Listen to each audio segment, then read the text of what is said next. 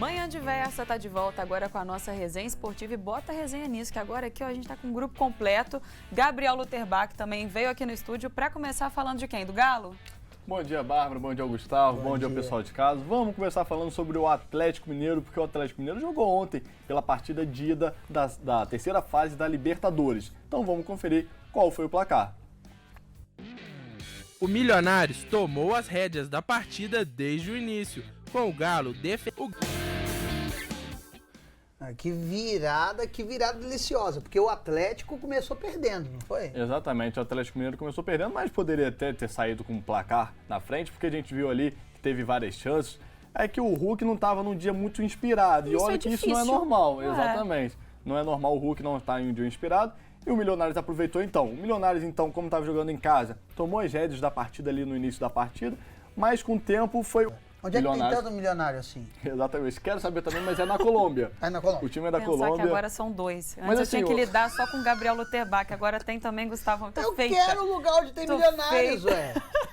Mas assim, eles são milionários, mas precisam reforçar mais o time, né? Porque pra poder empatar dentro de casa, é lógico. Tava jogando a Marvel, ele tem que estar nervoso. Aí chega nos milionários, dá comida boa, tudo do bom, do melhor, ficou relaxado. Hulk relaxado não compensa. Não funciona. E o Atlético Mineiro também, ele tentou colocar alguns contra-ataques, mas que também não vingaram, né, Gabriel? Exatamente. A gente viu ali, né, o Atlético Mineiro, eu achei até um pouco errado. Tanto o Paulinho ali cara a cara com o gol, mostrou pro Hulk como é que fazia, né? Não que o Hulk não saiba, mas ontem tem dia que não é dia, né, Gustavo? Tem noite que não é noite.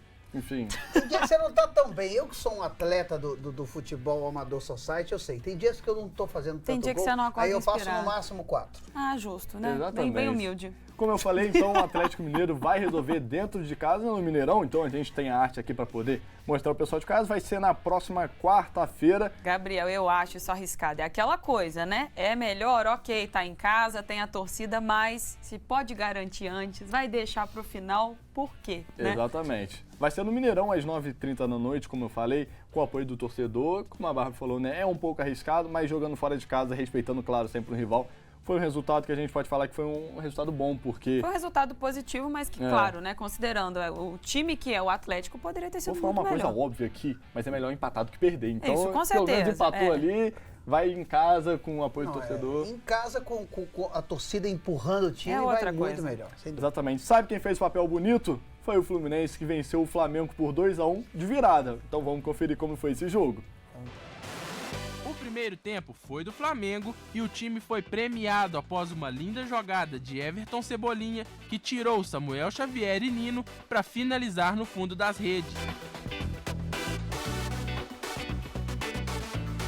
O Fluminense não conseguia jogar. A chance que teve foi com Germancano, de fora da área. O Flamengo respondeu com a Arrascaeta num belo giro. E depois, apertando a saída de bola do Fluminense, Matheus França, com falta, desarmou André e tocou para Gabigol empatar. Mas o juiz anulou após revisão no VAR.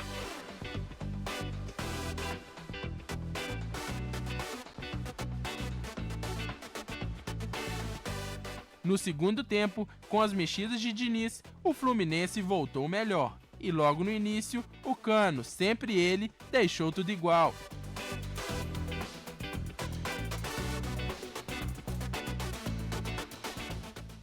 Depois disso, precisando da vitória para ser campeão, Diniz foi empilhando o atacante, enquanto Pereira tirando as principais peças. Diniz foi coroado então pela coragem. Pirani, que entrou na etapa final, fez o gol do bicampeonato da Taça Guanabara. Flu 2, Fla 1.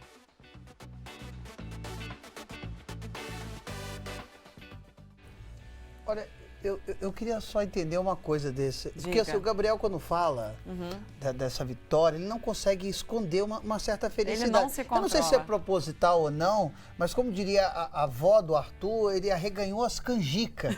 Ele sorriu. Por que isso? Ou foi só uma impressão? Foi só uma impressão mesmo, porque continuou tudo normal no Rio de Janeiro, então foi só uma impressão, não é nada demais. Essa cara, o Flamengo não é nada demais. Plena. Então foi só uma impressão mesmo. Então aproveito para mandar um beijo pro meu pai, que é Que é tricolor doente. Doente mesmo. Doente mesmo. Com saúde. Desculpa, gente. Saúde. Desculpa. Doente com saúde.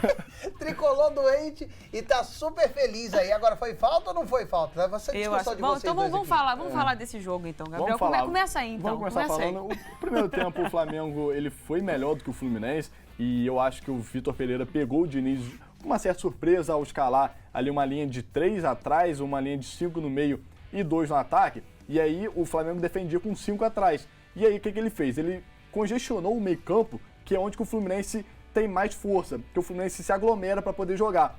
E escondeu os pontos do Fluminense. Então o Fluminense teve muita dificuldade de jogar no primeiro tempo, muito por conta dessa tática do Vitor Pereira.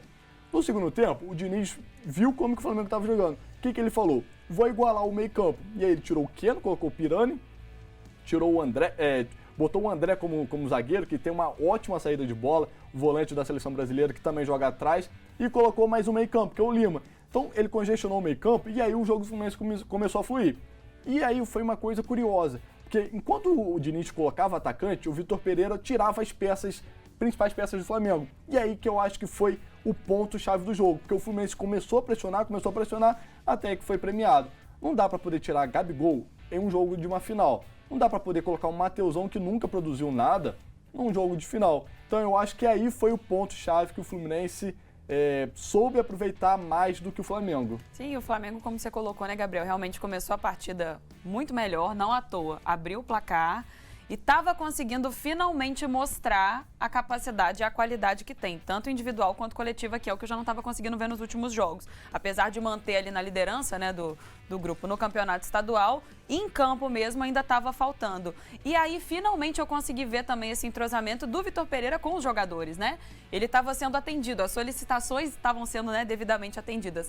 O Flamengo começou muito melhor e aí o Gabriel colocou que no segundo tempo, realmente o Fluminense conseguiu também sacar quais pontos ali ele precisaria ajustar e mexer para conseguir reagir. Conseguiu reagir, mas, Gabriel, vamos falar do segundo gol do Flamengo? O que você achou do que foi anulado? Foi falta, isso sempre vai ser falta, porque ele agarrou... Sempre vai ser falta. Não, concordo. De acordo com a lei... É porque ele agarrou, isso daí é uma jogada tradicional. Contigo, viu, Gabriel? Não, é uma jogada... Bárbara estava aqui desde o início do programa, revoltadíssima. Tão convicta quanto? Tão convicta quanto, Gabriel, só que ao contrário. Isso é uma jogada tradicional, quando o jogador segura, o juiz tem que dar falta, porque senão acaba que todos os jogos, todos os lances que alguém segurar, o juiz não vai poder dar falta. Então, você acha que é pra ele estabelecer tipo um padrão? Exatamente, para poder manter um padrão, porque senão perde o controle do jogo e aí vira uma zona. Não, até porque a gente sabe que o clássico, né, é muito mais difícil de apitar um clássico, porque tudo ali pode deixar a galera à flor da pele. Eu não achei que foi falta. Acho que o que pesou ali realmente é o fato de ser um clássico e a pressão deles, né? Porque de cara o Flamengo já abriria 2-0 e isso desestabilizaria completamente o Fluminense, poderia ter mudado completamente a cara do jogo. Eu acho que o que pesou ali foi sim o contexto. Não achei que foi falta, inclusive foi um golaço. O lance aí, né, no detalhe.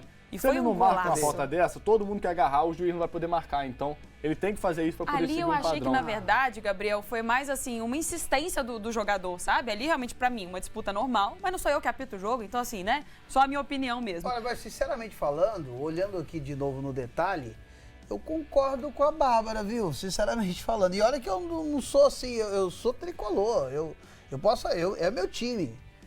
Tô no meu lugar de fala, né? Aquela famosa expressão. Mas eu concordo com a Bárbara, assim, um pouquinho, olhando aqui bem, não sei. E de qualquer forma, né? Claro que como a gente também não pode ficar dependendo da interpretação ali do árbitro, o ideal realmente é fazer mais gol, né? Pra garantir. Como não fez e o Fluminense foi lá e conseguiu fazer, vitória tricolor e justa. Tá tudo certo. Então tá aí, o Fluminense é bicampeão da Taça Guanabara e a gente vai falar um pouquinho também sobre essa freguesia que continua no Rio de Janeiro, porque nos últimos 12 jogos, são 8 vitórias do Fluminense, 2 do Flamengo e 2 empates. Então, respondendo a sua pergunta do início, não tem um porquê ficar feliz, porque já estou acostumado. É o normal, né? Eu achei até que Gabriel talvez não viesse trabalhar hoje acreditando que fosse feriado. Porque, assim, algo tão atípico, tô brincando, eu não vou tomar esse rumo, mas eu fiz essa piada nos bastidores. E aí eu vou falar um pouquinho também mais sobre o Germancano, porque... Ele fez mais um gol. Grande jogador. E, exatamente. Ele tem 5 gols em 6 jogos contra o Flamengo, então o maior rival dele assim, é o Flamengo, o time que ele mais faz gols. E uma coisa que me impressiona, Gustavo, é porque o Cano nunca tá furado. Nunca tá furado o cano. Ele sempre tá fazendo gol. Eu Tá fiz essa sempre- piada ontem enquanto eu assistia ao jogo, tá, Gabriel? Não ao vivo, só em casa. Em casa eu fiz essa piada. E claro, também o pessoal de casa quer saber a questão do Vitor Pereira, porque o Vitor Pereira tem dado bastante questionamento. Então, essa questão do Vitor Pereira, se continua, se não continua, a gente vai acompanhar as cenas do próximo capítulo. Vamos colocar aqui rapidamente a classificação do Campeonato Carioca, da Taça Guanabara, porque o nosso tempo já está estourando. Então vamos lá, Fluminense primeiro colocado, já é o campeão da Taça Guanabara e depois vai ter as semifinais. Flamengo em segundo com 23, Volta Redonda classificado também com 20 pontos. E aí tem uma questão ali, que o Vasco tem um jogo a menos que vai ser hoje. Então, se o Vasco ganhar, ele passa o Flamengo e ele vai ter vantagem, dependendo do saldo de gols. Empataria, né? 3-3, aí tem que entrar em outro critério. Mas 2-0 o Vasco já é o segundo colocado. Será? E aí o Vasco tem vantagem contra o Flamengo na semifinal. Se o Vasco não vencer, ele pega o Fluminense. Fica ali em quarto lugar.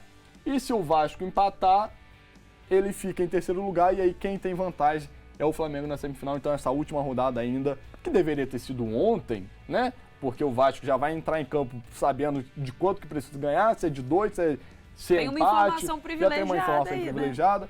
Mas por conta de uma confusão aí da FERJ, de não poder colocar jogo do Fluminense e do Flamengo no Maracanã e no mesmo dia o Vasco jogando no São Januário, porque senão, né, a polícia não consegue controlar. Esse jogo ficou para hoje, mas não deveria ter clássico, então na última rodada. Deveria ter antecipado esse clássico do Fluminense e resolver Flamengo. isso de outra forma, né? Exatamente. Então tá aí, tá o Campeonato Carioca e a gente viu ali também o Botafogo que já está eliminado.